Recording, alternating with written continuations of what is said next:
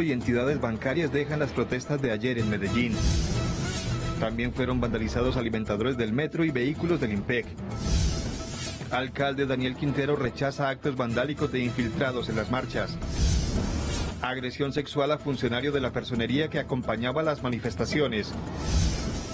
La unidad de derechos humanos de la personería también fue atacada por los vándalos. Autoridades investigan posible caso de necrofilia en Segovia, Antioquia. Álvaro Uribe sigue privado de la libertad y su caso regresa a la Corte Suprema. Ministerio de Salud advierte sobre posible rebrote de coronavirus por aglomeraciones y marchas. Nueva ciclorruta conecta las universidades de Antioquia y Nacional en Medellín. Entregan nuevo jardín de buen comienzo en la Comuna 13. Y en deportes, Nacional regresará este viernes por Liga de Visitante ante Once Caldas. La nómina goza de buena salud. Junior debe ganar hoy a Independiente del Valle para aspirar a clasificar en la Libertadores. Los Tiburones, sin Teófilo Gutiérrez y Miguel Borja. Boca Juniors de Argentina viajó a Colombia con 22 jugadores para enfrentar este jueves al Independiente Medellín por la cuarta fecha del Grupo H de la Libertadores.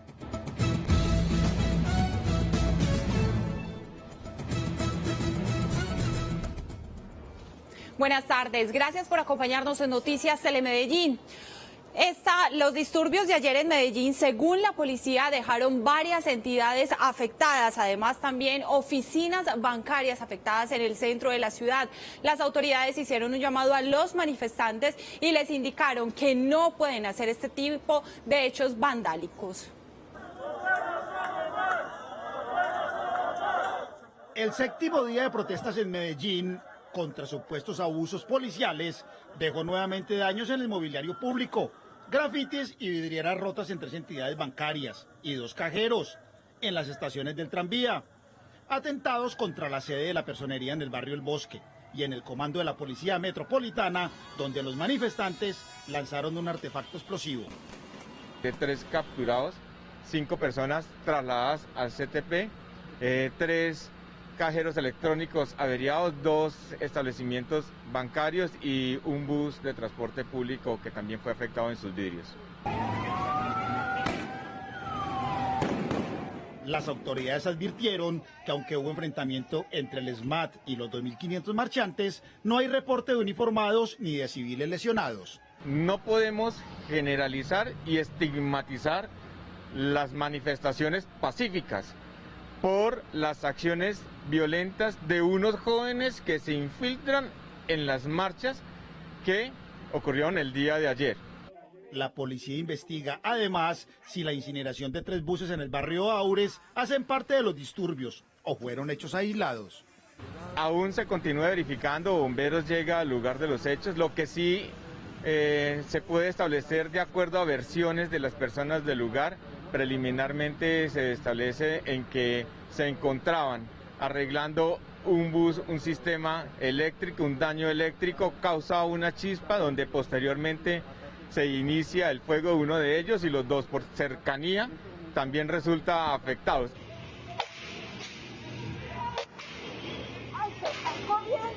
Los capturados deberán responder por los delitos de asonada, obstrucción de vías, daño en bien público y ataque contra servidor público. Molesto con el grupo de vándalos que ayer se infiltró en la marcha pacífica de sindicatos y obreros, se mostró el alcalde de Medellín, Daniel Quintero. El mandatario reiteró que en la ciudad las marchas pacíficas tienen su espacio, pero ante los manifestantes que dañan la ciudad habrá actuaciones de las autoridades. El alcalde Daniel Quintero aseguró que si bien en Medellín se respeta el derecho a la protesta pacífica, no se permitirá que infiltrados continúen dañando los bienes públicos, las entidades financieras, el transporte público y que sigan generando caos y zozobra entre los habitantes. Sí permitimos las marchas, pero no de ninguna manera vamos a permitir que unos vándalos acaben en la ciudad. Ayer la marcha iba pacífica cuando unos vándalos empezaron a hacer daños en bancos. Quintero rechazó los actos vandálicos y pidió a las autoridades que intervengan cuando revoltosos intenten opacar la protesta pacífica de sindicatos, profesores y obreros. No todos los marchantes hicieron los daños, pero los marchantes sí tienen que decirle a los que están haciendo los daños, no hagan eso. Porque si se quedan callados, entonces todos se vuelven responsables y cómplices de lo que está pasando. El mensaje es muy claro. garantías para quienes marchan, pero de ninguna manera vamos a dejar que vándalos acaben con la ciudad. El primer mandatario de los medellinenses lamentó que mientras los comerciantes intentan recuperarse económicamente, tras 5 meses de cierre por el coronavirus, quienes alteran el orden público durante las jornadas de protestas ataquen los módulos comerciales y los obliguen a cerrar.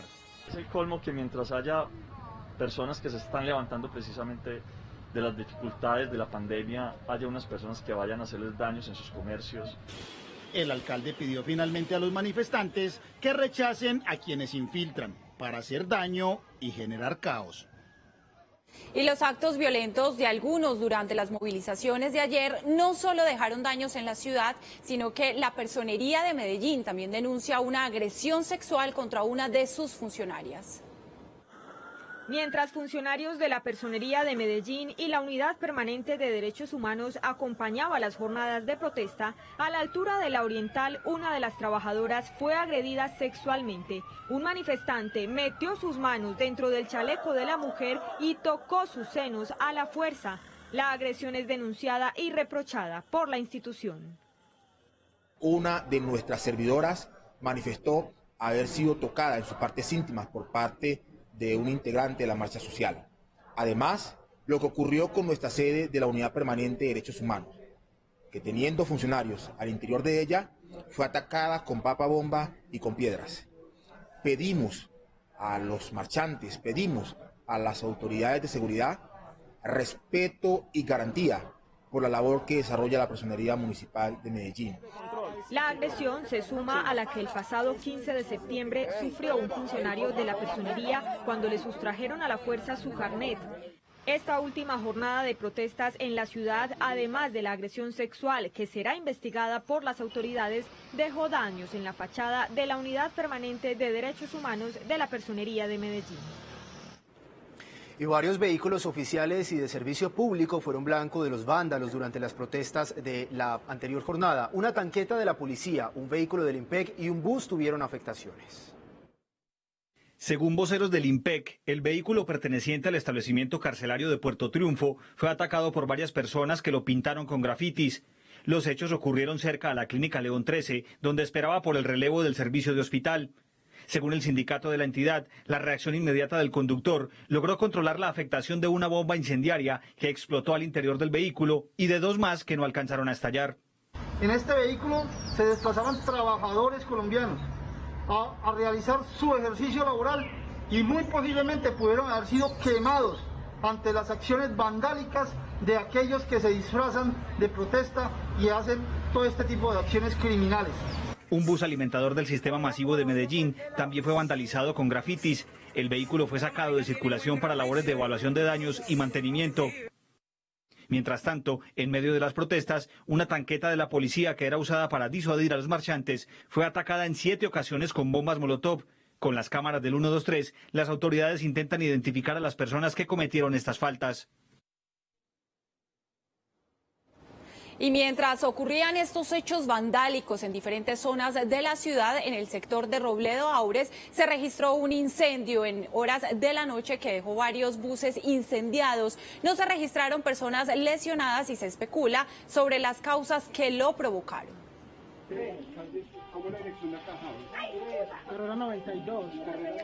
A eso de las 7:30 de la noche, las alertas de los niños que jugaban en la cancha vecina alarmaron a los habitantes de Robledo Aures. 2 explosiones de los buses que estaban parqueados allí provocaron 27 llamadas al 123. El fuego consumió en total 3 vehículos que tuvieron pérdida total. Me asomé al balcón cuando veo la buseta prendida para el extremo de allá. Y inmediatamente eso se prendió y ya como estaba venteando para acá, para el lado de acá, entonces ya cogió esta otra buseta y explotó esta. Y luego la otra. Yo lo único que hice fue coger mi niña y salir de mi casa y volarme. Testigos aseguran que jóvenes de la zona le prendieron papeletas al primer bus y que de ahí comenzó la conflagración. Otros creen que el incendio tendría relación con las manifestaciones que se desarrollaban simultáneamente en el centro de la ciudad. Sin embargo, lo que provocó las llamas aún es materia de investigación para las autoridades. El DAGRED, a través de la línea del 123, reportó 27 llamadas para atender incendio vehicular en el sector Robledo-Aures. Se trata de 3 vehículos tipo autobús incendiados, los cuales fueron atendidos con Cuerpo Oficial de Bomberos de Medellín con 3 tripulaciones. Se desconocen las causas que dieron lugar al incendio vehicular. En total eran 5 los buses que estaban aquí parqueados en esta calle de Robledo-Aures hace más de 6 meses esperando que la pandemia los dejara trabajar nuevamente. El incendio y la falta de un seguro nuevamente deja a estos conductores sin sustento. Mujer, nos afecta totalmente porque deja varias familias, estamos aguantando hambre y ahora sí seguimos aguantando hambre más todavía porque este era el sustento de las familias y el sustento de nosotros. La emergencia, que fue controlada por los bomberos, no dejó personas heridas. 12 del mediodía, 10 minutos, y en otros temas, hoy es el Día Mundial Sin Carro y aunque en Medellín la medida es voluntaria, han sido muchos los conductores que han acatado el llamado y desde muy temprano han utilizado otros medios de transporte sostenibles. Cindy Vanegas, muy buenas tardes, ¿cómo avanza la jornada a esta hora? Adelante.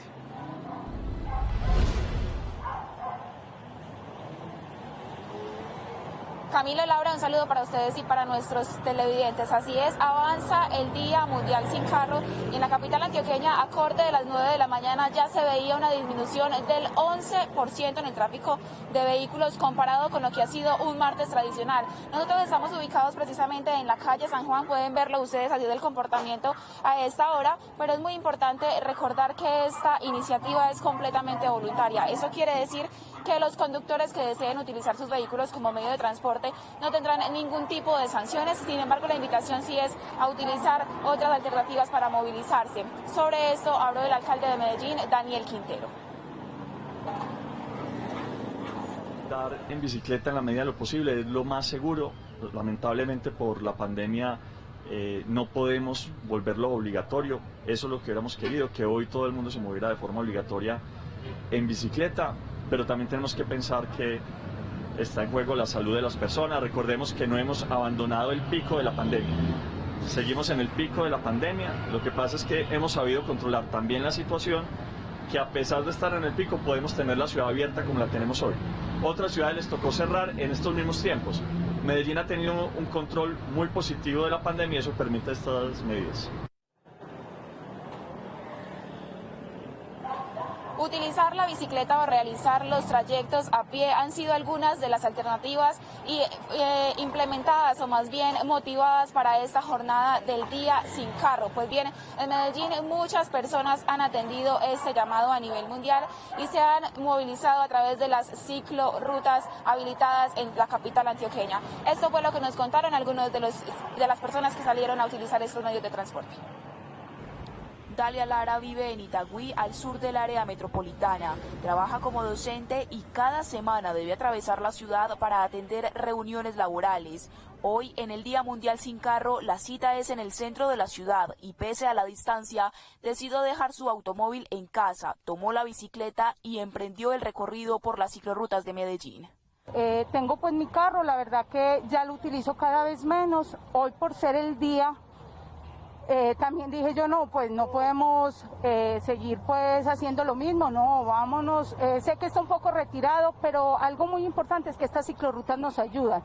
Para Dalia y miles de ciudadanos, la bicicleta se ha convertido en un medio de transporte ágil, seguro y cómodo, especialmente con los nuevos tramos de vía habilitados para la movilidad de los ciclistas. Casi que desde Itagüí hasta donde voy está la ciclorruta, entonces inclusive me he dado cuenta que más tiempo me demoro en el carro que bajar en bicicleta. Y esto es algo de disciplina, o sea, vos empezás y después ya te das cuenta que ya lo haces diario, lo puedes hacer. Yo realmente pues me movilizo desde la Universidad Nacional hasta la estación Aguacatala. Mi bicicleta, pues que es mi medio de transporte, es el medio que yo elijo, porque realmente me parece muy conveniente de pronto por el tema de salud y de movilidad en general. Me parece que es más ágil y es más conveniente pues personalmente. En lo que va de la pandemia, en las vías temporales para ciclistas implementadas en la calle San Juan y la carrera 65 se han movilizado más de 266.000 personas. En San Juan el número de viajes de mujeres aumentó en un 175%, mientras en la 65 se han movilizado hasta 345 mujeres más que antes de la crisis sanitaria. Un incremento importante en el uso de esas ciclorrutas y a propósito de esto hoy también fue inaugurado un nuevo tramo que conectará a diferentes universidades en Medellín. Nosotros seguiremos en las calles de la ciudad y más adelante regresaremos para contarles cómo transcurre esta jornada del día sin carro, por supuesto voluntario, no solamente en la capital antioqueña sino a nivel mundial. Ahora continúen ustedes con más información y nosotros volvemos más adelante. Gracias, Cindy. Una feliz tarde. Y es que a propósito, Medellín inauguró una nueva ciclorruta. Son 750 metros lineales y esta unirá la Universidad de Antioquia con la Universidad Nacional. Así se convierte en una de las ciclorrutas universitarias que tendrá la ciudad. Un equipo de Noticias Telemedellín acompañó esta inauguración y por eso saludamos a Joanny Marulanda, quien nos cuenta cómo será todo este tramo. Adelante, Joanny.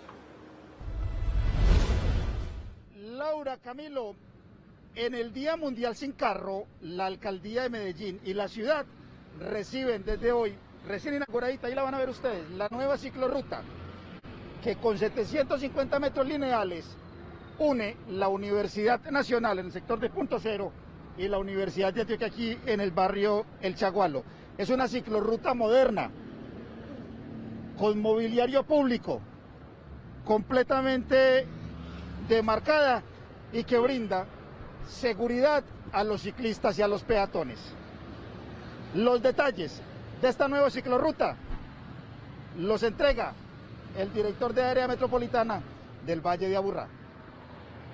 Estamos en un gran plan que pretende conectar a todas las universidades públicas y privadas a través de ciclorrutas. ¿Qué queremos?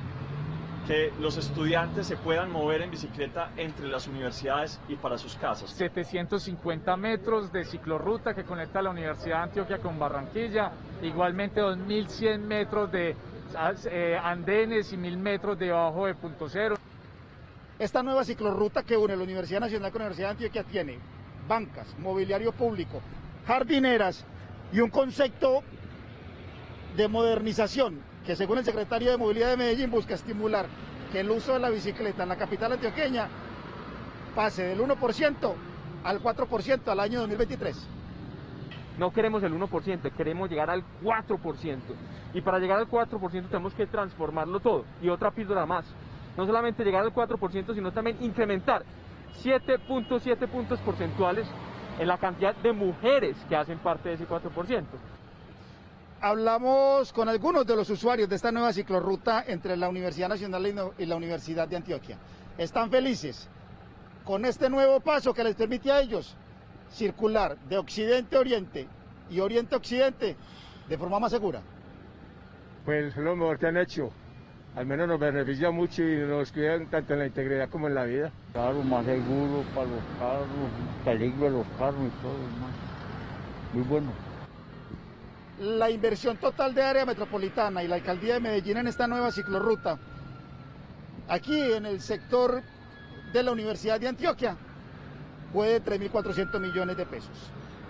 Laura, Camilo, y miren, con los nuevos usuarios de esta ciclorruta nos despedimos. En Noticias Telemedellín y la movilidad sostenible, todo va a estar bien.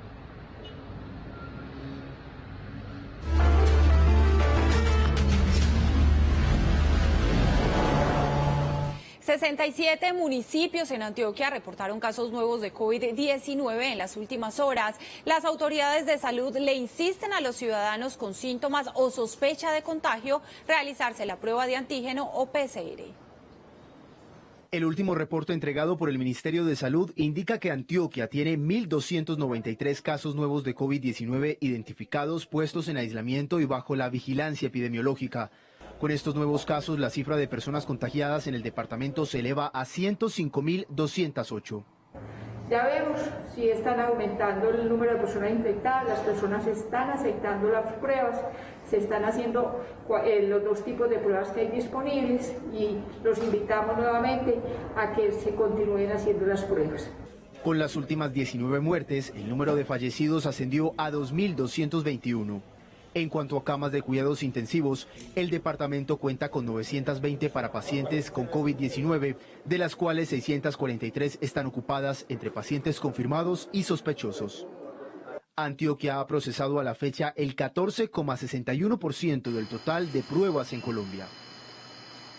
Pero en contraste, la cifra de personas recuperadas también va en aumento, y es que en las últimas horas se superó la barrera de los 100.000 casos recuperados de COVID-19 en Antioquia. Vamos a ver cuál es esa cifra exacta. El Instituto Nacional de Salud reporta que Antioquia ya tiene 100.074 personas recuperadas en 42 municipios del departamento. Ahí estamos viendo entonces esta cifra entregada por las autoridades de salud en Antioquia, y vamos a ver cómo se comportan esas cifras de recuperados en los municipios del Valle de Aburrá. La capital antioqueña, Medellín, ya tiene 58.656 recuperados. El municipio de Bello, el segundo con la mayor afectación de COVID-19 del departamento, tiene 8.633 recuperados. El municipio de Itagüí, 5.346.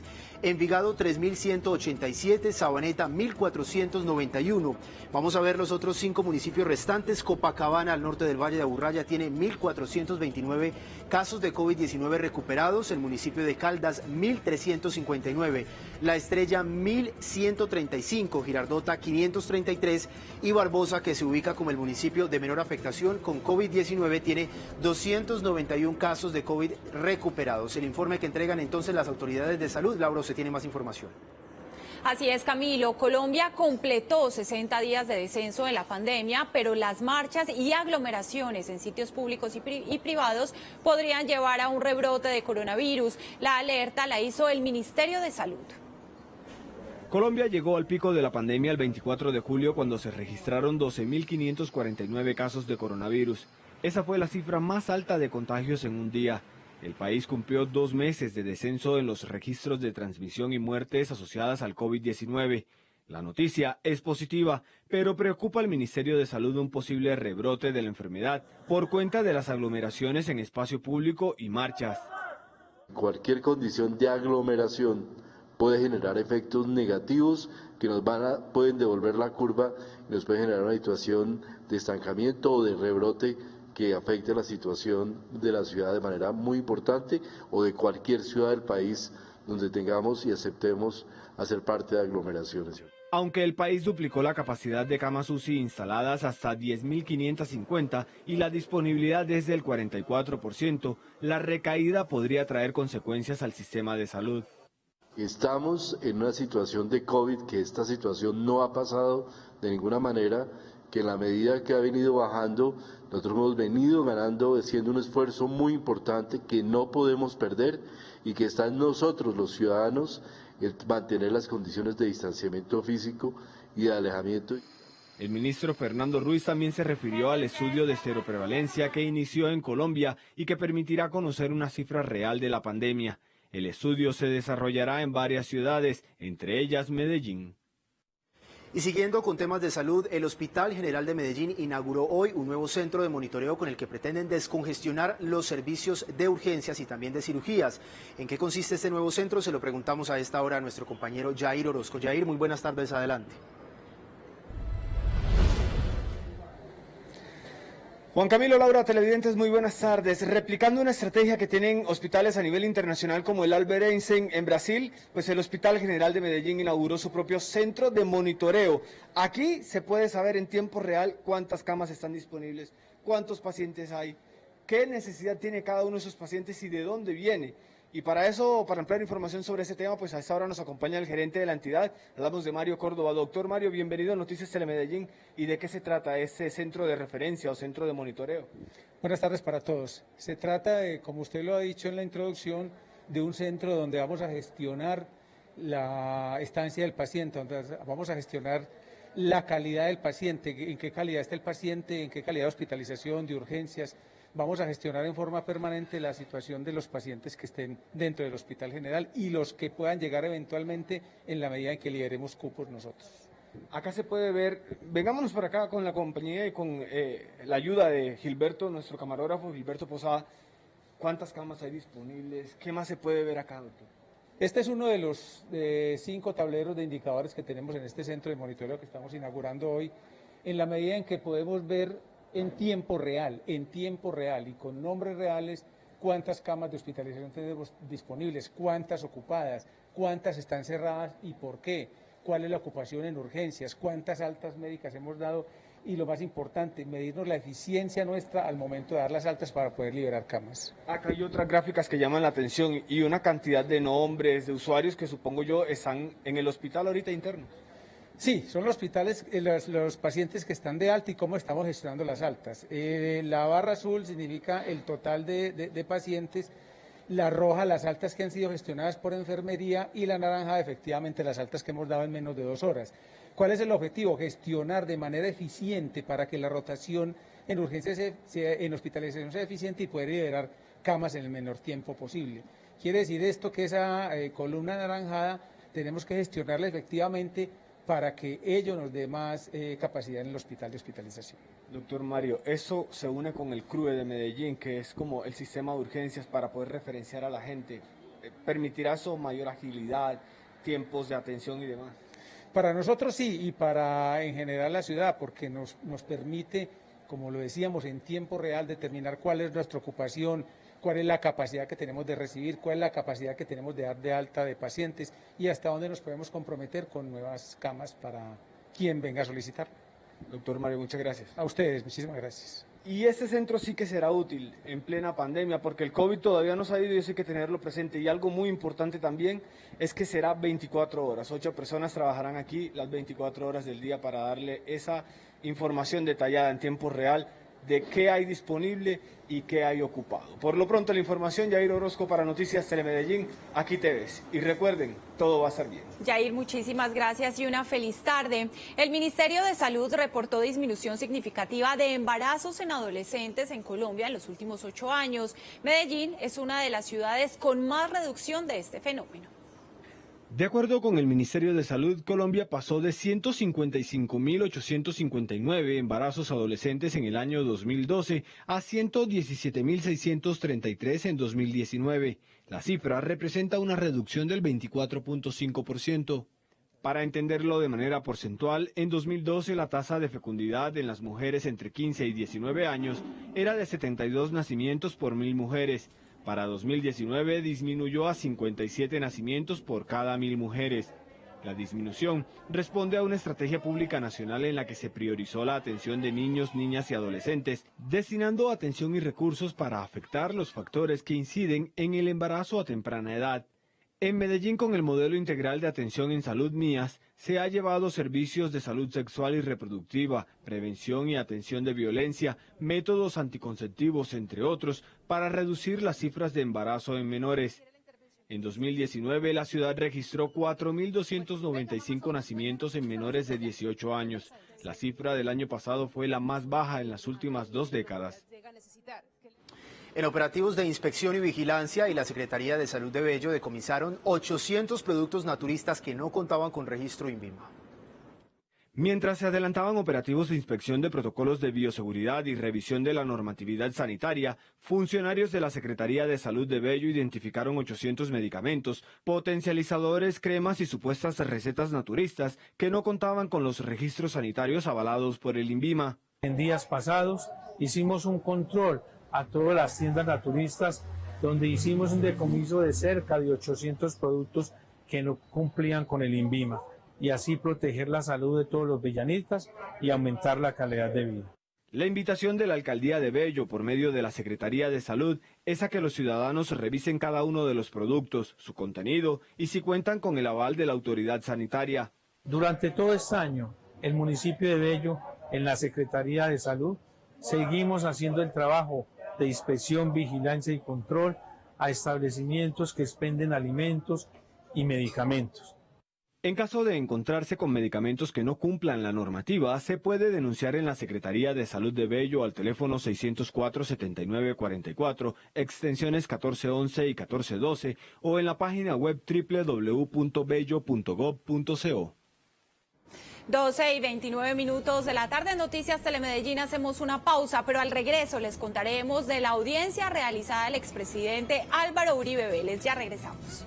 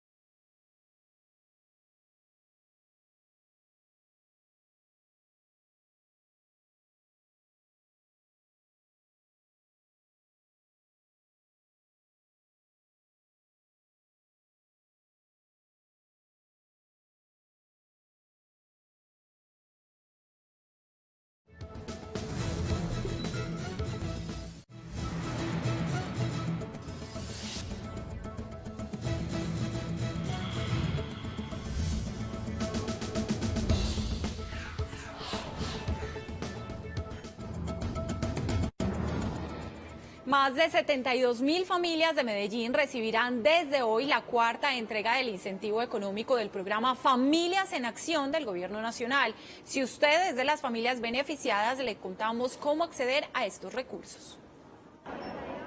Por medio de la Alcaldía de Medellín, que es el operador, el Gobierno Nacional inició la entrega del cuarto incentivo económico del año del programa Familias en Acción, que beneficia cerca de 72.638 hogares en la capital antioqueña. La cuarta entrega del incentivo de Familias en Acción, de la cual se van a ver beneficiadas en la ciudad 72.638 hogares en Medellín.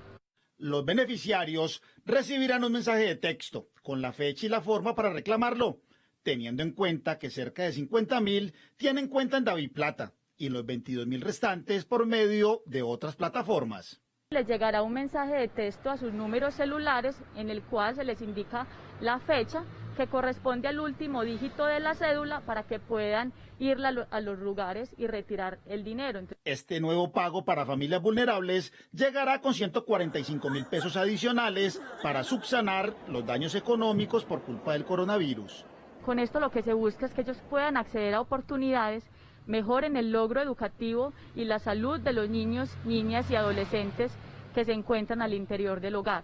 Los pagos se realizarán hasta el 10 de octubre y en esta ocasión las familias que no cobraron los pagos anteriores podrán reclamar esos recursos. En las últimas horas en el Consejo de Medellín se aprobó la destinación de vigencias futuras para la ejecución del metro de la 80. ¿Qué dice el gerente de este proyecto sobre las manifestaciones de apoyo? Se lo preguntamos a la periodista Susana Lanchero. Susana, buenas tardes, adelante. Hola, ¿qué tal? Muy buenas tardes para usted y para nuestros televidentes. Ayer con 6 votos a favor y 1 en contra, la Comisión Segunda del Consejo de Medellín aprobó las vigencias futuras para la ejecución del metro de la 80. A esta hora justamente nos acompaña el gerente del proyecto, Sergio López, para que nos cuente entonces cuál es su reacción frente a este apoyo del Consejo de Medellín. Buenas tardes. Buenas tardes. Primero que todo agradecerle al Consejo de Medellín. Esta aprobación lo que nos permite es estar un paso más cerca de por fin cerrar esa confinanciación. Simplemente para explicarles, nosotros como municipio tenemos que presentarle al Ministerio de Hacienda nuestras vigencias futuras correspondientes a 1.1 billones de pesos, que es el 30% del valor del proyecto, para poder ya cerrar la cofinanciación que le corresponde a ellos, el 70% por un valor de 2.4 billones de pesos. Bueno, este viernes a las 9 de la mañana será entonces el debate en sesión plenaria en el Consejo de Medellín. ¿Qué espera usted que pase ese día? No, yo estoy casi completamente seguro de que va a ser una aprobación, esperamos que sea unánime. Realmente esto es un proyecto de ciudad que tiene muchísima historia y que realmente estamos en un momento histórico y que esperamos que el Consejo nos apoye para ir lo antes posible a cerrar este tema de las vivencias futuras con la Nación. Bueno, y por último, ¿qué opina entonces también de ese apoyo que ya tenemos por parte del Gobierno Nacional? ¿Cuál es la importancia de que estamos, digamos, a días de que este proyecto sea aprobado completamente? No, primero decir que el COMPES ya es un punto de inflexión. Ya después de tener un COMPES nosotros estamos casi seguros de que el proyecto es una realidad. Realmente conseguir un COMPES no es fácil, eso ya garantiza que la Nación está interesada en cofinanciar, que ya nos dio exactamente cuáles van a ser sus partidas presupuestales para el proyecto y básicamente cerrar este convenio de cofinanciación es cerrar un proceso administrativo, pero nosotros estamos seguros que la Nación va a apoyar el proyecto, de que le va a dar a Medellín esa gran medida contracíclica de reactivación económica en el momento en que más la ciudad lo necesita, que es después de la pandemia. Gerente, gracias por acompañarnos en Noticias Telemedellín. Claro que sí, una muy buena noticia para la ciudad. Recordemos que es el proyecto más ambicioso de los últimos 25 años en Medellín después del metro. Recordemos también entonces el financiamiento que va a tener, la cofinanciación entre el Gobierno Nacional y el municipio. Serán 2,4 billones por parte de la Nación y 1,1 billón por parte del municipio, que estarán asegurados entonces con estas vigencias futuras. Esperaremos entonces qué sucede este viernes a las 9 de la mañana en el Consejo de Medellín. Usted tiene más Noticias Telemedellín. Aquí te ves y recuerden que todo va a estar bien. Claro que sí, Susana, estaremos muy atentos y feliz tarde. Hoy se reanudó la audiencia del expresidente Álvaro Uribe Vélez para decidir su futuro judicial en el caso del presunto fraude procesal y el soborno a testigos. La Corte Suprema deberá definir el proceso aplicable para llevar el caso de Uribe. La juez 30 de garantías de la capital del país envió el proceso del expresidente Álvaro Uribe Vélez a la Corte Suprema de Justicia para que el alto tribunal evalúe si el exmandatario debe ser juzgado bajo los parámetros del nuevo Código de Procedimiento Penal o la Ley 906 que antes se aplicaba. Doctor Álvaro Uribe Vélez, se presenta, por favor. Muchas gracias, respetada jueza. Mi nombre es Álvaro Uribe Vélez. Todos mis datos reposan en la carpeta. Muchísimas gracias. La hipótesis jurídica que planteó en la audiencia la juez se basa en la fecha de los hechos, toda vez que cualquier delito cometido con posterioridad al 1 de enero del año 2005 debería ser tramitado bajo los parámetros que establece la Ley 906 de 2004. Se dispondrá entonces en orden a dar trámite a esta definición de competencia de acuerdo con lo establecido en el artículo 341 del Código de Procedimiento Penal, Ley 906 de 2004. Y asimismo, en concordancia con esas disposiciones citadas de la Ley Estatutaria de Administración de Justicia, a remitir a través del Centro de Servicios Judiciales esta actuación a la Plena de la Corte Suprema de Justicia para lo de su cargo. En ese orden, y en cuanto se conozca un pronunciamiento y se determine claramente su sentido, y si este es el de reafirmar la posición de esta funcionaria judicial sobre la competencia que ostentaría para conocer de la solicitud de libertad elevada en favor del doctor Álvaro Uribe Vélez, cuando así sea y cuando así se conozca si ese es el sentido, atendida la necesidad pues de agotar este trámite de manera pronta y celera, se dispondrá de manera inmediata a darle inicio a esa actuación para emitir allí un pronunciamiento de fondo. Cabe indicar que la libertad del exmandatario quedó en veremos y habrá que esperar la decisión que tome la Corte Suprema de Justicia. El lío jurídico podría ser resuelto una vez determine el mecanismo judicial por el medio del cual se llevará el juicio del 2 veces presidente de Colombia y ex senador Álvaro Uribe Vélez. Esta es entonces la determinación adoptada por parte de esta funcionaria judicial de esta decisión. Quedan notificadas las partes fenestrados y contra ella, valga decir, no procede ningún recurso. La defensa del exmandatario ahora se encuentra a la espera de la decisión que tome la Corte Suprema de Justicia, quien determinará quién será el competente para juzgar al exmandatario. Sin embargo, no se descartan nuevas acciones judiciales en los altos tribunales, donde se podría dar un choque de trenes, toda vez que esta decisión genera doctrina jurídica. En las últimas horas, la institución universitaria Pascual Bravo recibió una nueva patente. Esta vez se trata de una herramienta para deshidratar plantas aromáticas y medicinales. Se trata de la cuarta patente que recibe la institución, de las cuales 3 son nacionales y una es internacional. La nueva patente fue otorgada por la Superintendencia de Industria y Comercio y conforma un sistema automático de deshidratación solar de doble pared y doble cámara. con el cual será posible reducir en un 30% el tiempo que tradicionalmente demora este proceso en plantas aromáticas y medicinales. Esta nueva patente, que se suma a las otras patentes nacionales e internacionales otorgadas a nuestra institución en los últimos años, es otro gran paso hacia la acreditación institucional en alta calidad. Este trabajo de investigación que inició en el año 2015 tras una evidente necesidad de mejorar los procesos de deshidratación de plantas, hoy se hace realidad como una manera de contribuir al medio ambiente, puesto que en su funcionamiento no usa ningún derivado fósil. No utilizamos petróleo, no utilizamos gas, no utilizamos derivados del petróleo, que son los que comúnmente se utilizan para deshidratar en grandes cantidades. Nosotros lo que hicimos fue entonces agregar una capa externa de plástico transparente con protección UV que permitiera generar un efecto invernadero y a la vez que protegía el plástico negro de los rayos UV, generaba un colchón térmico y protegía de los agentes externos que pudieran ingresar al interior de la marquesina. La invención comprende, entre otros aspectos, un recinto cubierto con techo semicircular con 2 cámaras. Una calienta el aire y la otra lo utiliza para deshidratar los productos.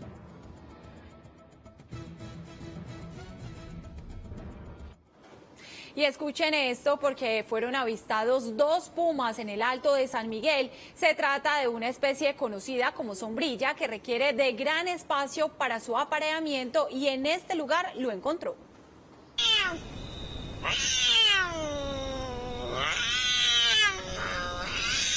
Este sonido y estos movimientos, según los expertos, hacen parte del comportamiento reproductivo entre 2 pumas que fueron captados por medio de cámaras de fototrampeo en el Alto de San Miguel. Su aparición da cuenta de las condiciones ambientales de esta zona de la ciudad. Este avistamiento es un logro muy importante porque un puma necesita de una gran extensión de un ecosistema muy bien establecido para que él esté ahí, lo que nos indica que los ecosistemas del municipio de Medellín están en un muy buen estado de conservación. Para la Secretaría de Medio Ambiente, estas imágenes son significativas debido a las características de estas especies. Lo que indica que debajo de ella hay una gran variedad de formas de vida que le dan sustento a los más grandes. Desde la Alcaldía de Medellín se anunció que el trabajo en actividades de protección y conservación de la ecociudad no paran y por el contrario, cada día se fortalecen más, tanto con monitoreo como investigación y apropiación social de los espacios.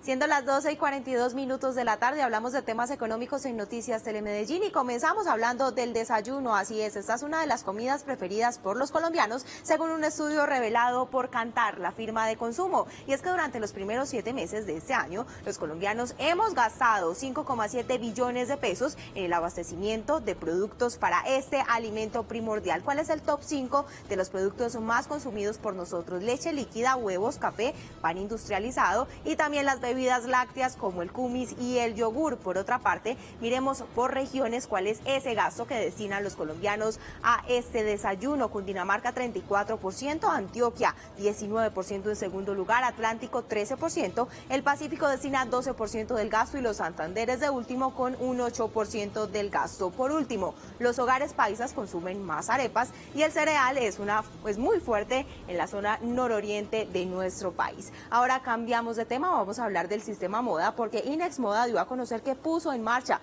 el plan de reactivación del sistema moda para el año 2021. Ferias como Colombiatex de las Américas tendrán gran impacto dentro de este plan. Inex Moda puso en marcha un plan estratégico que busca la reactivación económica del sistema moda para el 2021. Iniciativas que estarán orientadas a fortalecer el tejido empresarial e industrial, visibilizar el diseño colombiano en mercados internacionales e impulsar sus escenarios feriales según el contexto actual. Que consta de varias etapas. Habrá algunas etapas que le apunten a la atracción del turismo para nuestra ciudad y para nuestro país, para que vengan y consuman productos de este sistema moda. Adicionalmente, nos encontramos haciendo programas y trabajos de fortalecimiento empresarial con 260 empresas que están recibiendo acompañamiento y consultoría por parte de Inexmoda en temas.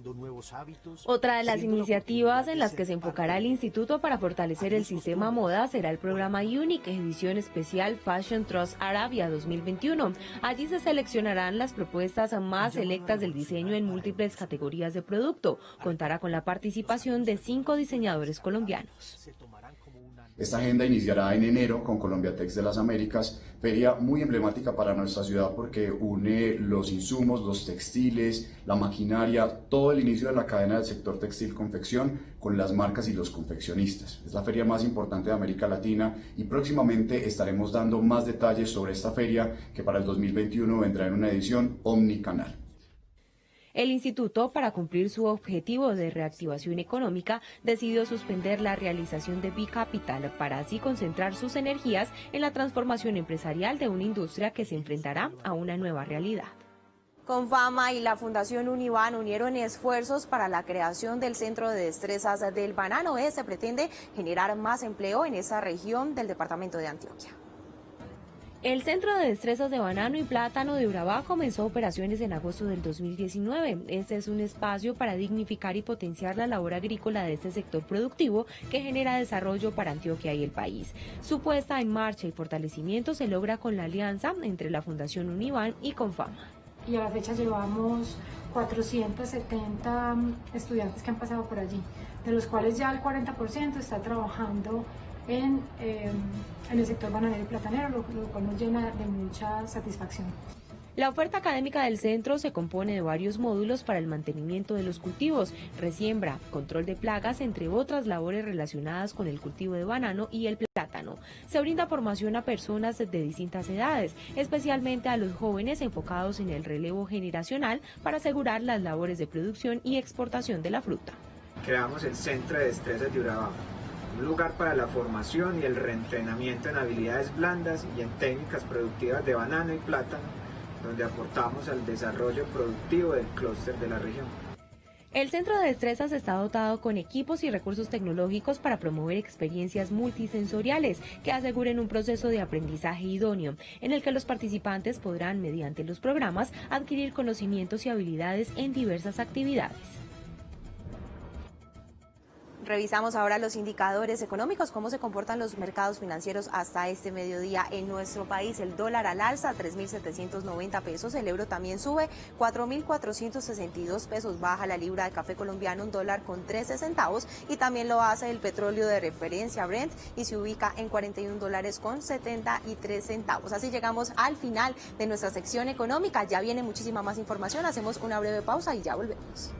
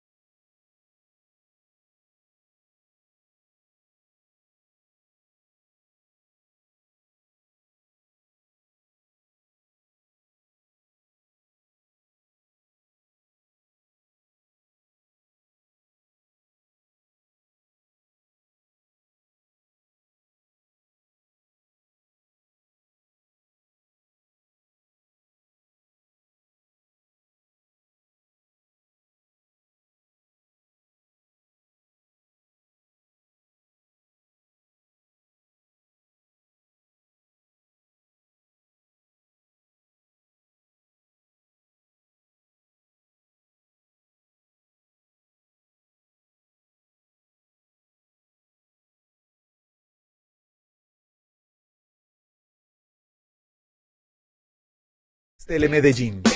El siguiente programa es familiar, apto para todo público.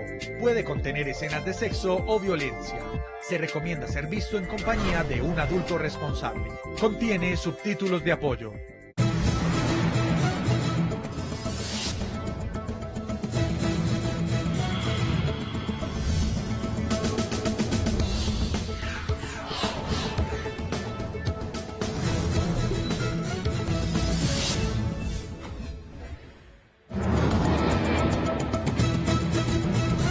Autoridades investigan posible caso de necrofilia en Segovia, Antioquia. Álvaro Uribe sigue privado de la libertad y su caso regresa a la Corte Suprema. Ministerio de Salud advierte sobre posible rebrote de coronavirus por aglomeraciones y marchas. Daños en la Policía Metropolitana, en mobiliario público y entidades bancarias dejan las protestas de ayer en Medellín. También fueron vandalizados alimentadores del metro y vehículos del IMPEC. Alcalde Daniel Quintero rechaza actos vandálicos de infiltrados en las marchas. Agresión sexual a funcionario de la personería que acompañaba las manifestaciones. La Unidad de Derechos Humanos de la Personería también fue atacada por los vándalos. Nueva ciclorruta conecta las universidades de Antioquia y Nacional en Medellín. Entregan nuevo jardín de buen comienzo en la Comuna 13. Y en deportes, Nacional regresará este viernes por Liga de Visitante ante Once Caldas. La nómina goza de buena salud. Junior debe ganar hoy a Independiente del Valle para aspirar a clasificar en la Libertadores. Los Tiburones, sin Teófilo Gutiérrez y Miguel Borja. Boca Juniors de Argentina viajó a Colombia con 22 jugadores para enfrentar este jueves al Independiente Medellín por la cuarta fecha del Grupo H de la Libertadores. En las noticias de la cultura y el entretenimiento les contaremos acerca del ciclo de cine queer que presenta el Museo de Arte Moderno de Medellín. Hablaremos de novedades y estrenos de cine, así que pendientes. Tendremos música, pues les contaremos cuáles son las 50 canciones más importantes de Billboard. Información tecnológica, noticias de los famosos y más al final de la emisión. Despacito.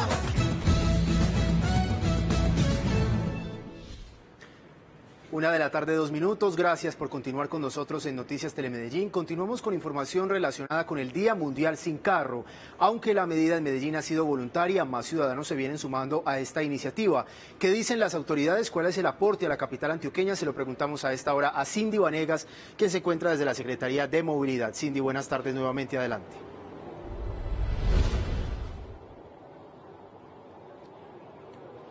Camilo, así es, nosotros nos trasladamos hasta la Secretaría de Movilidad de Medellín para contarles de primera mano cómo ha transcurrido el Día Mundial Sin Carro en la capital antioqueña. Para eso nos acompaña el secretario de Movilidad, Carlos Cadena, que además llegó en su bicicleta hoy a trabajar. Secretario, bienvenido a Noticias Telemedellín.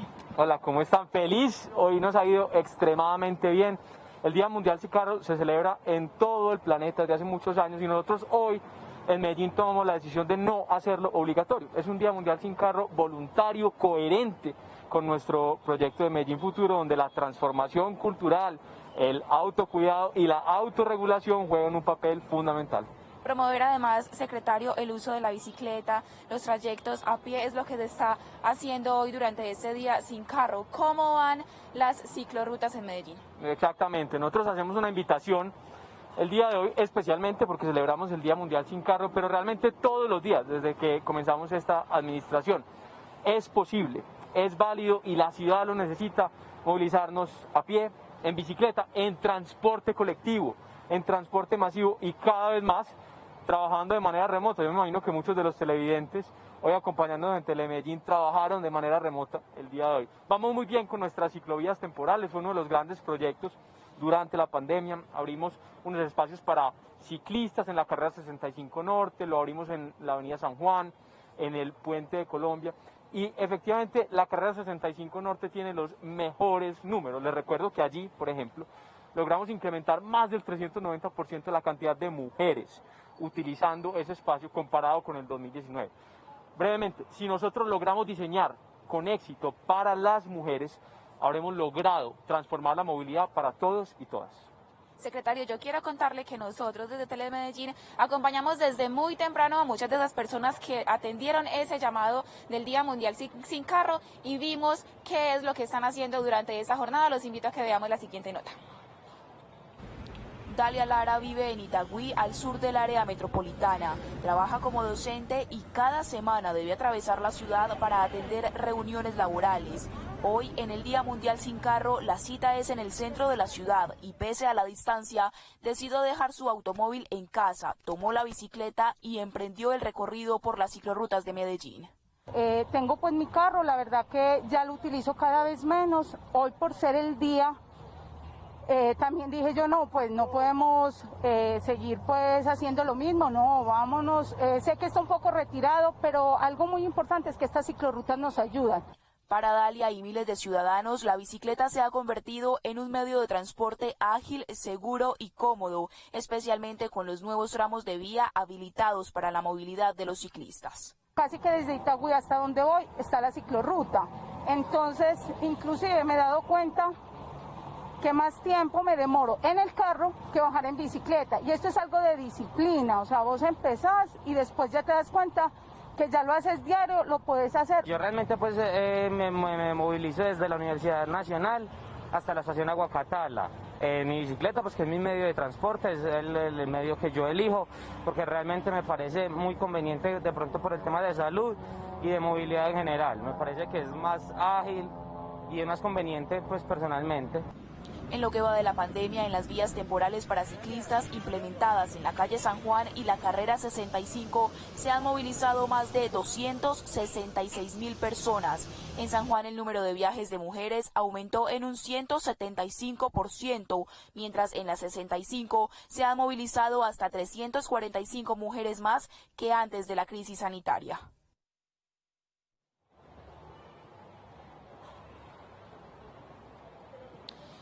A propósito de esto, hoy se inauguró una nueva ciclorruta que conecta a la Universidad de Antioquia con la Universidad Nacional. Secretario, ¿qué decir sobre esta ciclorruta? Brevemente, un compañero de nosotros también preparó un informe especial sobre ese nuevo tramo. No, esto es un grandísimo éxito, mérito del área metropolitana del Valle de Aburrá. Estuvimos allá con el señor alcalde Daniel Quintero esta mañana inaugurándolo, porque es precisamente el tipo de cicloinfraestructura que asegura la comodidad, la seguridad, la percepción de seguridad y la conexión directa entre dos puntos muy importantes. Entonces, podemos esperar que este tipo de cicloinfraestructura va a atraer muchos más ciclistas, muchas más mujeres y conecta dos puntos importantísimos. Además, se complementa con lo que también hemos visto allí, el desmonte del puente elevado de Barranquilla, porque nuestro mensaje es muy claro.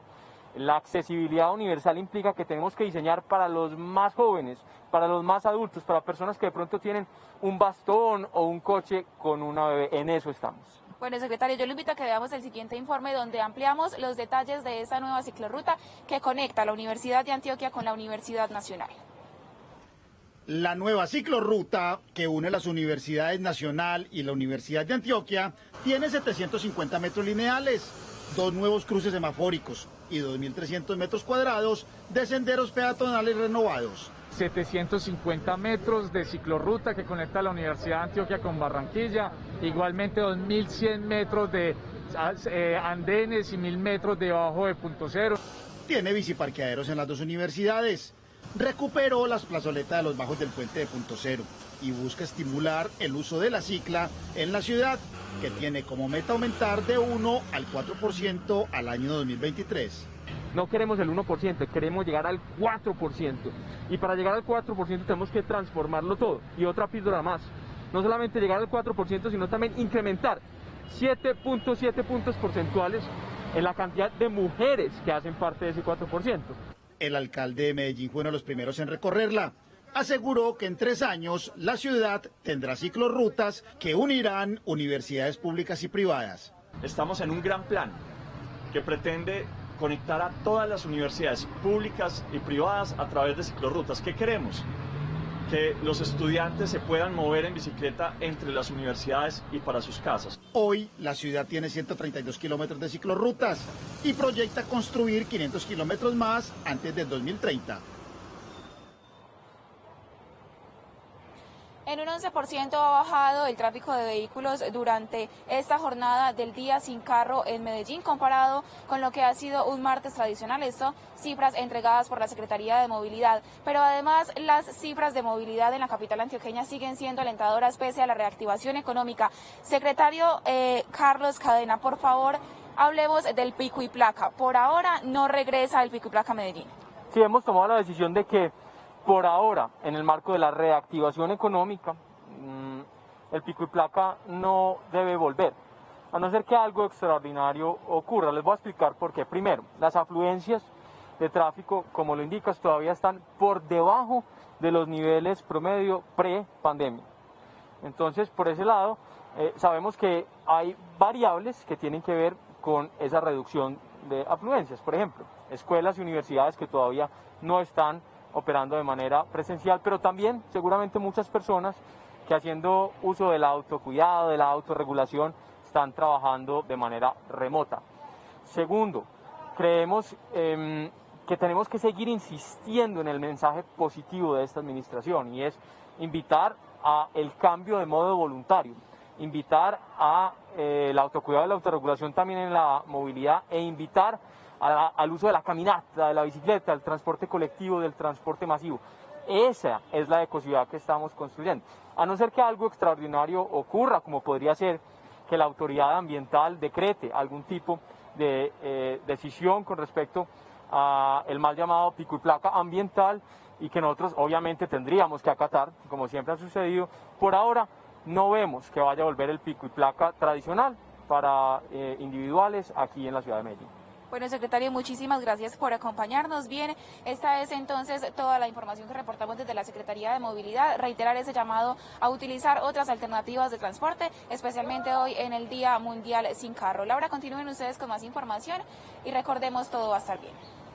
Gracias, Cindy. Una feliz tarde. Y según el balance de la Policía Metropolitana, los disturbios de ayer en Medellín dejaron destrozos en 3 cajeros electrónicos y oficinas bancarias, daños en mobiliario público y en el sistema masivo de transporte. Además, reportaron la captura de 3 personas y la conducción al centro temporal de 5 más. La revuelta no dejó personas lesionadas. Las autoridades advirtieron que aunque hubo enfrentamiento entre el SMAT y los 2.500 marchantes, no hay reporte de uniformados ni de civiles lesionados. La policía investiga si la incineración de 3 buses en el barrio Aures hacen parte de los disturbios o fueron hechos aislados. Los capturados deberán responder por los delitos de asonada, obstrucción de vías, daño en bien público y ataque contra servidor público. De 3 capturados, 5 personas trasladadas al CTP, 3 cajeros electrónicos averiados, 2 establecimientos bancarios y un bus de transporte público que también fue afectado en sus vidrios. Y molesto con el grupo de vándalos que ayer se infiltró en la marcha pacífica de sindicatos y obreros y que en la tarde y noche generaron daños al mobiliario público, al sistema masivo de transporte público y a entidades bancarias, se mostró el alcalde de Medellín, Daniel Quintero. El mandatario reiteró que en la ciudad las marchas pacíficas tendrán su espacio, pero ante los manifestantes que dañan y atacan la ciudad habrá actuaciones de las autoridades. El alcalde Daniel Quintero aseguró que si bien en Medellín se respeta el derecho a la protesta pacífica, no se permitirá que infiltrados continúen dañando los bienes públicos, las entidades financieras, el transporte público y que sigan generando caos y zozobra entre los habitantes. Sí permitimos las marchas, pero no de ninguna manera vamos a permitir que unos vándalos acaben la ciudad. Ayer la marcha iba pacífica cuando unos vándalos empezaron a hacer daños en bancos. Quintero rechazó los actos vandálicos y pidió a las autoridades que intervengan cuando revoltosos intenten opacar la protesta pacífica de sindicatos, profesores y obreros. No todos los marchantes hicieron los daños, pero los marchantes sí tienen que decirle a los que están haciendo los daños, no hagan eso. Porque si se quedan callados, entonces todos se vuelven responsables y cómplices de lo que está pasando. El mensaje es muy claro, garantías para quienes marchas, pero de ninguna manera vamos a dejar que vándalos acaben con la ciudad. El primer mandatario de los medellinenses lamentó que mientras los comerciantes intentan recuperarse económicamente, tras 5 meses de cierre por el coronavirus, quienes alteran el orden público durante las jornadas de protestas, ataquen los módulos comerciales y los obliguen a cerrar. Es el colmo que mientras haya personas que se están levantando precisamente de las dificultades de la pandemia haya unas personas que vayan a hacerles daños en sus comercios. El alcalde pidió finalmente a los manifestantes que rechacen a quienes infiltran para hacer daño y generar caos. Y los actos violentos de algunos manifestantes ayer no solo dejaron daños en la ciudad, sino que la Personería de Medellín también hizo una denuncia por una agresión sexual contra una de sus funcionarias. Mientras el personal de la Personería de Medellín y la Unidad Permanente de Derechos Humanos acompañaban las jornadas de protestas a la altura de la Oriental, una de las funcionarias fue agredida. Un manifestante metió sus manos dentro del chaleco de la mujer y tocó sus senos a la fuerza. La agresión se suma a la que el pasado 15 de septiembre sufrió un funcionario de la Personería cuando le sustrajeron a la fuerza su carnet. La última jornada de protestas en la ciudad, además de la agresión a la funcionaria, que será investigada por las autoridades, dejó daños en la fachada de la Unidad Permanente de Derechos Humanos de la Personería de Medellín. Ya basta las agresiones en contra de la misión que ejerce la Personería en el marco de la protesta social. Las agresiones se han vuelto de manera sistemática.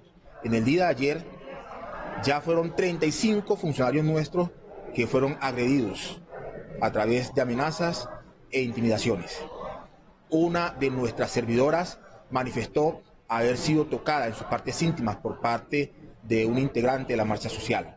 Además, lo que ocurrió con nuestra sede de la Unidad Permanente de Derechos Humanos, que teniendo funcionarios al interior de ella, fue atacada con papa bomba y con piedras.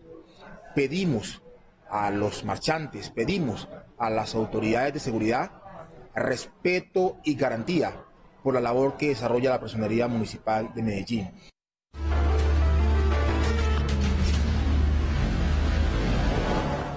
1:16 p.m, aunque el departamento de Antioquia tiene más de 100.000 casos recuperados de COVID-19, las autoridades insisten en que es importante que se mantengan las medidas de autocuidado y también que aquellos pacientes que tienen síntomas o que han estado en contacto con personas diagnosticadas con este virus se hagan las pruebas, ya sea de PCR o de antígeno. Actualmente el panorama en el departamento de Antioquia no está tan complicado como estaba hace algunos meses, pero es importante que revisemos cómo están las cifras en el Valle de Aburrá. Comenzamos en la capital antioqueña. Medellín ya tiene 1.134 casos activos de COVID-19 entre sus habitantes. Disminuyó la cifra en comparación con las últimas 24 horas. El municipio de Bello tiene 326 casos según el Instituto Nacional de Salud. Itagüí tiene 216 casos activos de COVID-19. Después el municipio de Envigado tiene 148. Caldas tiene 87 casos activos. Después, al norte del Valle de Aburrá, aparece el municipio de Copacabana, que según las autoridades de salud tiene 63 casos activos de COVID-19. Sabaneta, 61 casos activos. El municipio de La Estrella, muy cerca, tiene 29 casos activos. Por último están los municipios de Girardota y Barbosa. Girardota tiene 22 casos activos y en el caso del municipio de Barbosa ya tienen 19 casos activos según lo que dicen las autoridades de salud, Laura. Camilo, Colombia completó 60 días de descenso en la pandemia, pero las marchas y las aglomeraciones en sitios públicos y privados podrían llevar a un rebrote de coronavirus. La alerta la hizo el Ministerio de Salud. Colombia llegó al pico de la pandemia el 24 de julio cuando se registraron 12.549 casos de coronavirus.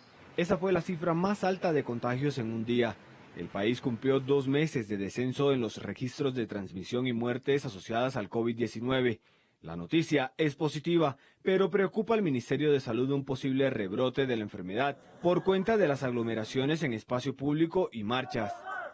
Cualquier condición de aglomeración puede generar efectos negativos que nos pueden devolver la curva y nos puede generar una situación de estancamiento o de rebrote que afecte la situación de la ciudad de manera muy importante o de cualquier ciudad del país donde tengamos y aceptemos hacer parte de aglomeraciones. Aunque el país duplicó la capacidad de camas UCI instaladas hasta 10.550 y la disponibilidad es del 44%, la recaída podría traer consecuencias al sistema de salud.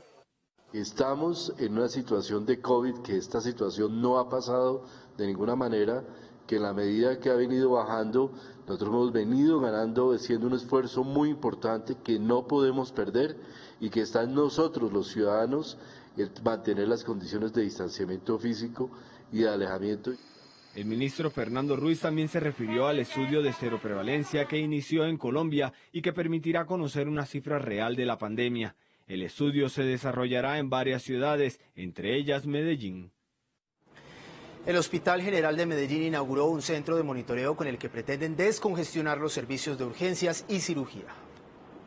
Se trata de, como usted lo ha dicho en la introducción, de un centro donde vamos a gestionar la estancia del paciente, donde vamos a gestionar la calidad del paciente, en qué calidad está el paciente, en qué calidad de hospitalización, de urgencias. Vamos a gestionar en forma permanente la situación de los pacientes que estén dentro del Hospital General y los que puedan llegar eventualmente en la medida en que liberemos cupos nosotros. Acá se puede ver, vengámonos por acá con la compañía y con la ayuda de Gilberto, nuestro camarógrafo, Gilberto Posada. ¿Cuántas camas hay disponibles? ¿Qué más se puede ver acá, doctor? Este es uno de los 5 tableros de indicadores que tenemos en este centro de monitoreo que estamos inaugurando hoy, en la medida en que podemos ver en tiempo real y con nombres reales cuántas camas de hospitalización tenemos disponibles, cuántas ocupadas, cuántas están cerradas y por qué, cuál es la ocupación en urgencias, cuántas altas médicas hemos dado y lo más importante, medirnos la eficiencia nuestra al momento de dar las altas para poder liberar camas. Acá hay otras gráficas que llaman la atención y una cantidad de nombres, de usuarios que supongo yo están en el hospital ahorita internos. Sí, son los hospitales, los pacientes que están de alta y cómo estamos gestionando las altas. La barra azul significa el total de pacientes, la roja las altas que han sido gestionadas por enfermería y la naranja efectivamente las altas que hemos dado en menos de 2 horas. ¿Cuál es el objetivo? Gestionar de manera eficiente para que la rotación en urgencias, en hospitalización sea eficiente y poder liberar camas en el menor tiempo posible. Quiere decir esto que esa columna anaranjada tenemos que gestionarla efectivamente para que ello nos dé más capacidad en el hospital de hospitalización. Más de 2.000 familias en Envigado afectadas económicamente por la pandemia recibirán un bono de 80.000 pesos para redimir en alimentos. Donaciones entregadas durante la cuarentena en Envigado beneficiarán a 2.293 familias del municipio a las que se les entregarán bonos por 80.000 pesos. Las familias fueron seleccionadas bajo criterios de vulnerabilidad. Además, se tuvieron en cuenta principalmente a quienes hasta la fecha no han recibido ningún tipo de ayuda. El bono podrá ser redimido únicamente en alimentos en 8 almacenes de grandes superficies ubicados en Envigado. Las familias beneficiadas recibirán una llamada de un funcionario de la alcaldía de Envigado confirmando que fueron escogidas como beneficiarias de los bonos. En operativos de inspección y vigilancia, la Secretaría de Salud de Bello decomisó 800 productos naturistas que no contaban con el registro INVIMA. Mientras se adelantaban operativos de inspección de protocolos de bioseguridad y revisión de la normatividad sanitaria, funcionarios de la Secretaría de Salud de Bello identificaron estos 800 medicamentos, potencializadores, cremas y supuestas recetas que no contaban con los registros sanitarios avalados por el INVIMA. La invitación de la Alcaldía de Bello por medio de la Secretaría de Salud es a que los ciudadanos revisen cada uno de los productos, su contenido y si cuentan con el aval de la autoridad sanitaria. En caso de encontrarse con medicamentos que no cumplan la normatividad, se puede comunicar en la Secretaría de Salud de Bello al teléfono 604-7944, extensión 1430. En días pasados hicimos un control a todas las tiendas naturistas donde hicimos un decomiso de cerca de 800 productos que no cumplían con el INVIMA y así proteger la salud de todos los villanistas y aumentar la calidad de vida. 1:23 de la tarde, Noticias Telemedellín, hacemos una pausa. Al regreso les contaremos del cadáver de una menor que fue inhumado y abandonado desnudo en el cementerio de Segovia. Ya regresamos. Estás viendo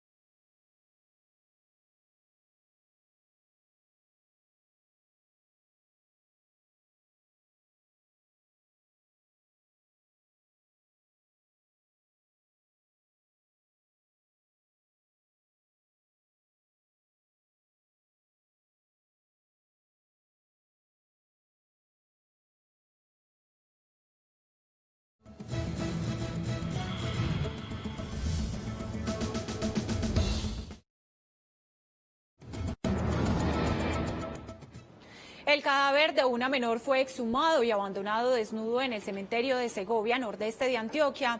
Las autoridades investigan un posible caso de necrofilia, mientras que la comunidad y la alcaldía repudiaron el hecho.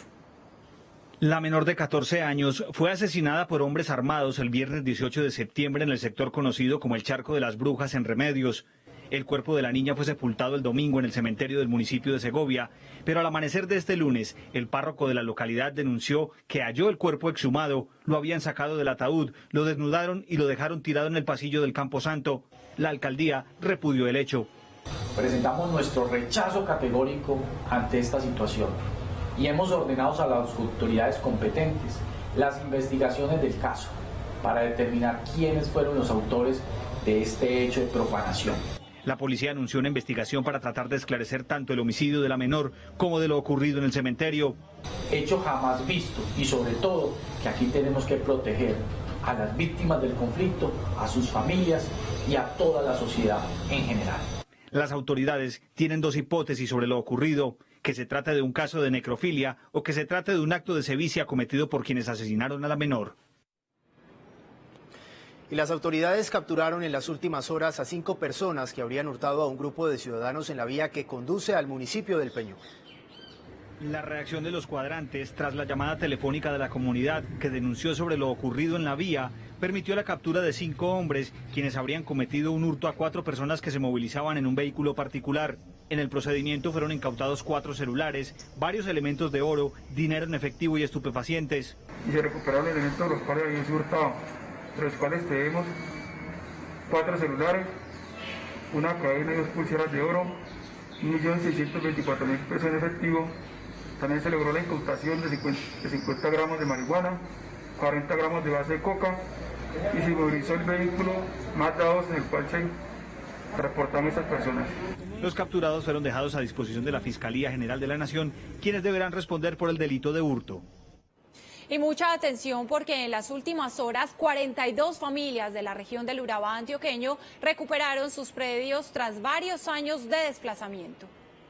Sneider Flores Restrepo aún no había nacido, estaba en el vientre de su madre cuando toda su familia fue víctima del desplazamiento forzado. Entre los años 92 y 97, las AUC provocaron todo tipo de violencias y atropellos con los campesinos, quienes no tuvieron una opción diferente a engrosar las cifras de víctimas de desplazamiento forzado en el departamento. Gracias a la unidad de restitución, Sneider conoció la tierra donde no pudo nacer, pero posiblemente sí puedan nacer sus propios hijos. Nos entregaron la finca, estamos trabajando, iniciamos ya el proyecto productivo, ya me desembolsaron la plata. Construí los canales hace poco, ya tengo 1.400 semillas de plátano cargadas en el predio.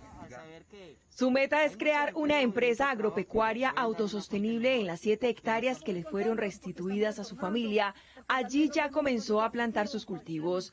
Al igual que Sneider, María Nubia Vera hoy ve en estos terrenos la posibilidad de un mejor futuro. Hace 15 días me dieron el primer desembolso.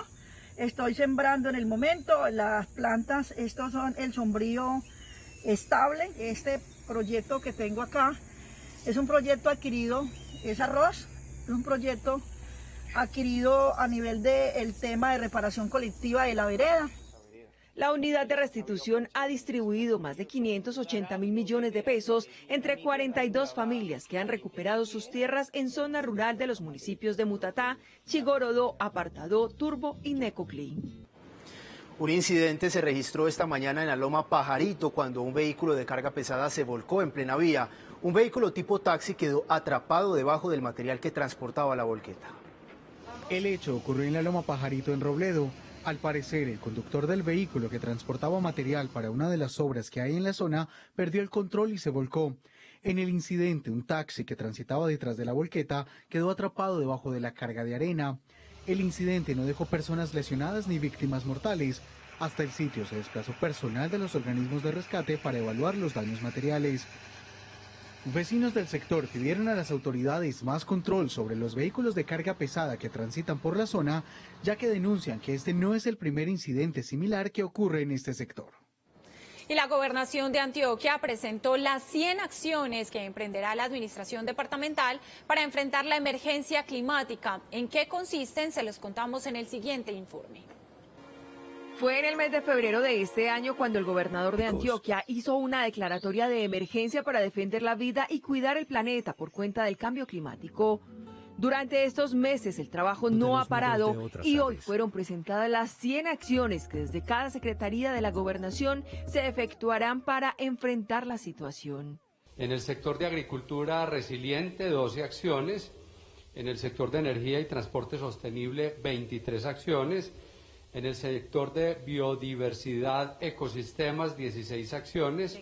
100 acciones distribuidas en 7 sectores para disminuir las emisiones de gases de efecto invernadero y lograr que Antioquia sea carbono cero. Desde competitividad son 15 acciones, desarrollo urbano 16, gestión del riesgo 4, educación, cultura y comunicaciones 14. Acciones que recaen en la responsabilidad de 21 secretarías o gerencias de la gobernación y que tienen en el plan de desarrollo 82 programas y 282 metas. Si bien la gobernación tiene claro su plan de trabajo, la idea es que la ciudadanía también tome conciencia y contribuya a mejorar el cambio climático con acciones sencillas como cambiar la iluminación de la casa por bombillas LED, apagar las luces que no usa, desconectar electrodomésticos, compartir el vehículo o separar los residuos del hogar. 1:32 p.m, momento de una pausa en Noticias Telemedellín y al regreso les contaremos del reestructurado Centro Buen Comienzo en la Comuna 13. Ya regresamos.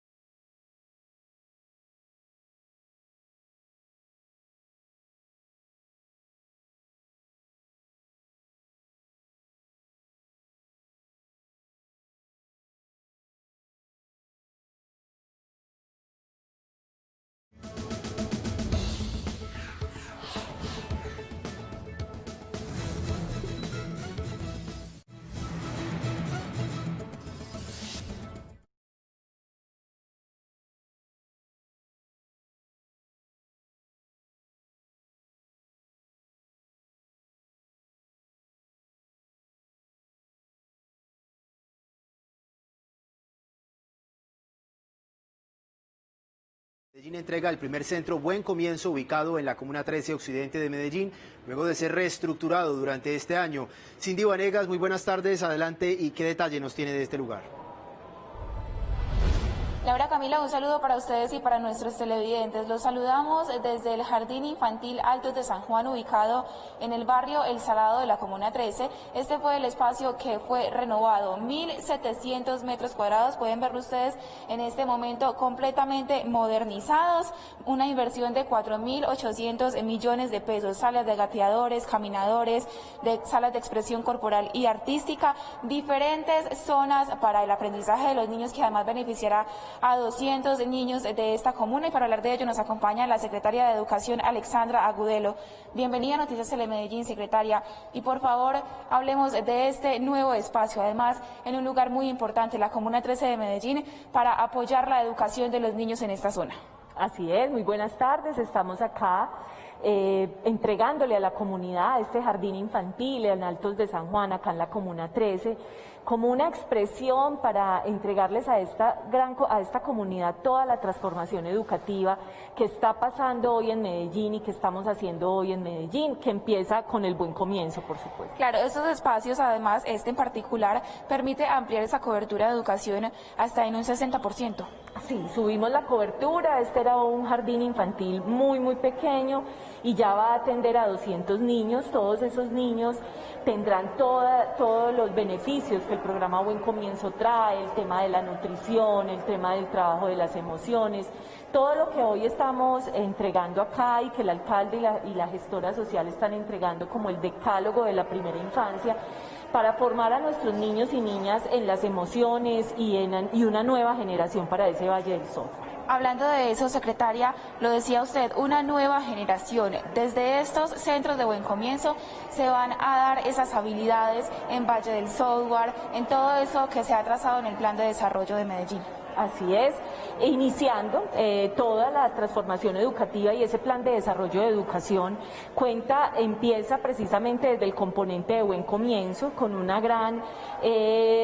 gran crecimiento en el tema del presupuesto, más del 35%, tenemos un incremento del 35% en presupuesto, pero también pensamos llegar a 95.000 niños, hoy estamos llegando a 80.000 y esperamos llegar a 95.000, también llegar a que ningún niño o niña de 0 a 5 años en Medellín tenga malnutrición, es decir, 0 desnutrición en la ciudad de Medellín, y también trabajar con las madres gestantes y lactantes. Finalmente, eso permite pensar entonces en que se podría realizar alternancia. ¿Cuándo podrían regresar los niños a estos espacios? Pues estamos precisamente en conversaciones con el Instituto de Bienestar Familiar, tanto a nivel nacional como regional, precisamente para mostrarles, hoy fue una gran oportunidad de mostrarles lo que está pasando en Medellín en educación, en el Buen Comienzo, y que ellos nos permitan desde el gobierno nacional abrir estos centros infantiles en un modelo de alternancia para los niños y niñas de 0 a 5 años. Secretaria, muchísimas gracias por acompañarnos. Bien, este es entonces el primer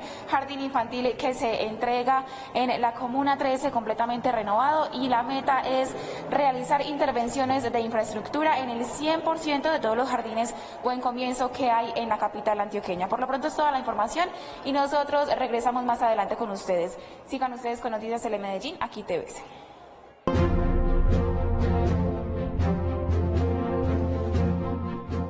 Y en el segundo semestre de este año saldrá la nueva cédula en formato digital. La Registraduría Nacional está actualmente trabajando en el diseño de este nuevo documento. Uno de los temas de discusión es si en la parte trasera debe mencionar sexo o género. Los ciudadanos opinaron. La nueva cédula electrónica estará lista en noviembre de este año. Cualquier ciudadano que desee tenerla podrá solicitarla, aunque este no será de uso obligatorio como sí lo es la cédula física actual. En consecuencia, los documentos que hoy se encuentran vigentes seguirán siendo válidos. A principios de este año, la Registraduría Nacional presentó el que podría ser el diseño de esta nueva cédula a través de las redes sociales.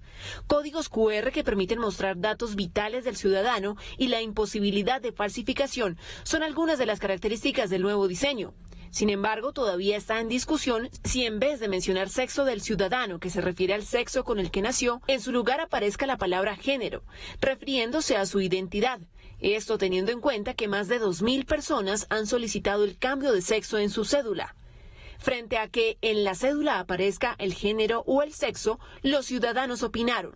Sí, estoy de acuerdo, porque como nos sintamos, debemos aparecer en la cédula. Eso no debe ser así, que hombre es hombre y mujer es mujer. No estaría nada si igual cambia esa palabra, no creo que afecte como las personas se sientan consigo mismas, entonces pues me parece bien. Pienso que sí debería haber género, que cada persona elige qué género es, y que si se supone que estamos evolucionando en este momento es para eso, para incluir a todos y que haya una inclusión social en todos los aspectos.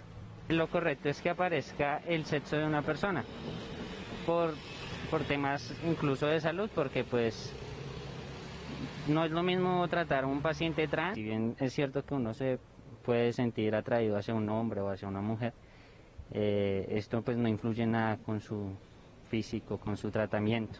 Brigitte Baptiste, bióloga y directora de la Universidad de Anne, afirmó que en la cédula debería aparecer un espacio en blanco para que cada quien decida si quiere que aparezca su identidad o no y con la que más se sienta identificada. Indudablemente cada persona tiene el derecho de definirse de acuerdo al género que está viviendo o quiere vivir, y ese no tendría por qué ser un impedimento para señalarse de tal manera en su cédula. Sin embargo, no todas las personas están interesadas en tener ese reconocimiento y habría que dejar el espacio vacío en el caso de que así se quiera.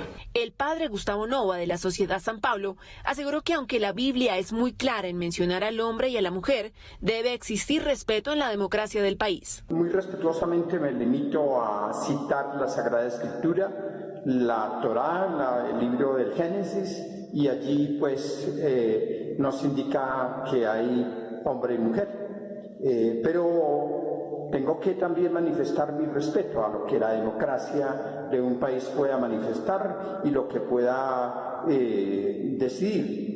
La persona que desee corregir actualmente el sexo en su documento de identidad deberá acudir ante un notario y solicitar la corrección. Radicada la documentación, serán 5 días hábiles para elaborar la escritura pública. En caso de que el notario se niegue a realizar el cambio, se podrá instaurar una acción de tutela como última medida para obtener el cambio en el documento. Regresamos con más información económica en Noticias Telemedellín. Inex Moda centrará sus esfuerzos en programas que le apuesten a la recuperación económica de este sector con miras al año 2021. De esta forma pone entonces en marcha el plan de reactivación económica del sector y del sistema moda, uno que se ha visto bastante afectado durante la pandemia. Inex Moda puso en marcha un plan estratégico que busca la reactivación económica del sistema moda para el 2021. Iniciativas que estarán orientadas a fortalecer el tejido empresarial e industrial, visibilizar el diseño colombiano en mercados internacionales e impulsar sus escenarios feriales según el contexto actual. Consta de varias etapas. Habrá algunas etapas que le apunten a la atracción del turismo para nuestra ciudad y para nuestro país, para que vengan y consuman productos de este sistema moda. Adicionalmente nos encontramos haciendo programas y trabajos de fortalecimiento empresarial con 260 empresas que están recibiendo acompañamiento y consultoría por parte de Inex Moda en temas. Otra de las iniciativas en las que se enfocará el instituto para fortalecer el sistema moda será el programa Unique, edición especial Fashion Trust Arabia 2021. Allí se seleccionarán las propuestas más selectas del diseño en múltiples categorías de producto. Contará con la participación de 5 diseñadores colombianos. Esta agenda iniciará en enero con Colombiatex de las Américas, feria muy emblemática para nuestra ciudad porque une los insumos, los textiles, la maquinaria, todo el inicio de la cadena del sector textil-confección con las marcas y los confeccionistas. Es la feria más importante de América Latina y próximamente estaremos dando más detalles sobre esta feria que para el 2021 vendrá en una edición omnicanal. El instituto, para cumplir su objetivo de reactivación económica, decidió suspender la realización de Bicapital para así concentrar sus energías en la transformación empresarial de una industria que se enfrentará a una nueva realidad. Con el objetivo de generar espacios de formación y también ofertas de empleo en el Urabá antioqueño, Univan y también la Cámara de Comercio de Confama se unieron y también hicieron unas prácticas que pueden beneficiar a este sector del departamento. El Centro de Destrezas de Banano y Plátano de Urabá comenzó operaciones en agosto del 2019. Este es un espacio para dignificar y potenciar la labor agrícola de este sector productivo que genera desarrollo para Antioquia y el país. Su puesta en marcha y fortalecimiento se logra con la alianza entre la Fundación Univan y Confama. Y a la fecha llevamos 470 estudiantes que han pasado por allí, de los cuales ya el 40% está trabajando en el sector bananero y platanero, lo cual nos llena de mucha satisfacción. La oferta académica del centro se compone de varios módulos para el mantenimiento de los cultivos, resiembra, control de plagas, entre otras labores relacionadas con el cultivo de banano y el plátano. Se brinda formación a personas de distintas edades, especialmente a los jóvenes enfocados en el relevo generacional para asegurar las labores de producción y exportación de la fruta. Creamos el Centro de Destrezas de Urabá, un lugar para la formación y el reentrenamiento en habilidades blandas y en técnicas productivas de banano y plátano, donde aportamos al desarrollo productivo del clúster de la región.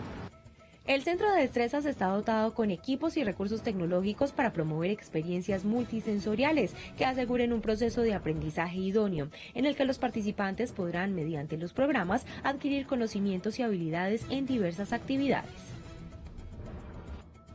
Y ahora revisamos la canasta familiar. ¿Cuáles son esos precios de los alimentos para esta semana que nos reporta la Central Mayorista de Antioquia? Lo que sube, lo que baja y también lo que se mantiene estable. La cebolla junca el kilo baja a 1.300 pesos se ubica. La habichuela también baja en su precio, siempre está un poco alta, sin embargo baja a 3.500 pesos. La arveja seca se mantiene estable y el precio es de 2.000 pesos. El huevo AA se ha mantenido estable durante toda la cuarentena y se ubica la unidad a 350 pesos. Y por último, la guayaba pera, el kilo sube un poco y se ubica a 1.100 pesos. Así llegamos entonces al final de nuestra sección económica. En Noticias Telemedellín hacemos una breve pausa, ya volvemos con más deportes. Estás viendo Noticias Telemedellín. Pilas pues, la reactivación comienza, pero hey, seguí usando tapabocas gel también. Y recuerda que ya todo va a estar bien. La la la, tararara, pam pam. ¿Qué dijeron pues? ¿Que me iba a quedar atrás en esta red social? Ay, ay, ay. Norman, ven y ayúdame a subir esto al TikTok.